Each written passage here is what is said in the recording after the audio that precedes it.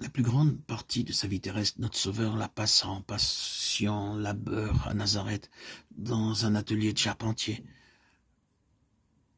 tandis qu'il vivait avec des paysans et des artisans dont il ne recevait ni attention ni honneur. Le prince de la vie était entouré d'anges. Il s'acquittait tout aussi fidèlement de sa mission, en exerçant son humble métier qu'en guérissant les malades ou qu'en marchant sur les flots agités de la mer de Galilée. De même, dans les devoirs les plus humbles et la condition la plus modeste, nous pouvons suivre Jésus et travailler avec lui. L'apôtre dit que chacun, frère, demeure devant Dieu dans l'état où il était lorsqu'il a été appelé. 1 Corinthiens 7, 24. Le négociant dirigera ses affaires de manière à glorifier son maître par sa fidélité. S'il est véritablement chrétien, les hommes reconnaîtront que l'esprit de son maître inspire toutes ses transactions. L'artisan peut être un diligent et fidèle représentant de celui qui s'acquitta des devoirs les plus humbles dans les montagnes de la Galilée. Chacun de ceux qui se réclament du nom de Jésus-Christ devrait agir de telle sorte que le monde, en le voyant, puisse être amené à glorifier son Créateur et Rédempteur. Plusieurs s'excusent de ne pas faire valoir leurs dons au service du Christ, en alléguant que d'autres possèdent des avantages supérieurs à des dons et des dons plus brillants. L'opinion semble généralement prévaloir que seuls ceux qui possèdent des talents spéciaux doivent consacrer leurs facultés au service de Dieu.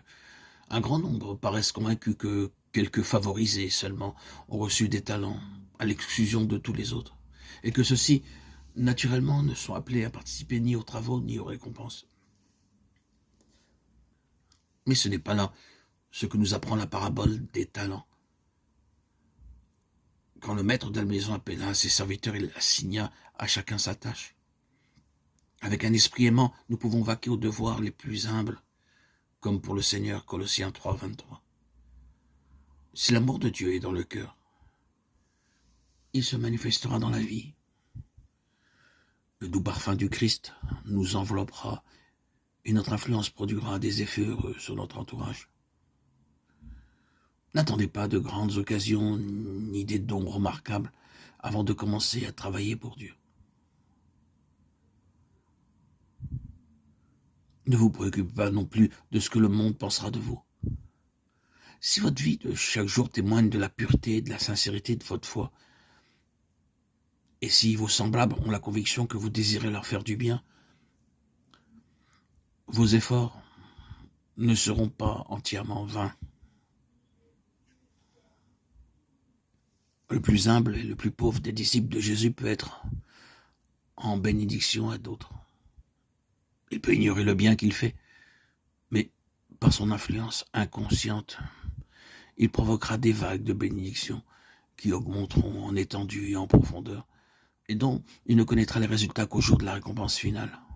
Il peut ne pas avoir l'impression de faire de grandes choses et il n'a pas à se préoccuper du succès, qu'il continue à s'acquitter fidèlement de la tâche que la providence de Dieu lui a assignée, et sa vie ne sera pas inutile.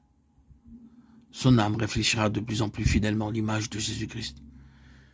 Il sera ouvrier avec Dieu dans cette vie et se préparera ainsi pour l'œuvre plus grande et la joie sans mélange de la vie à venir.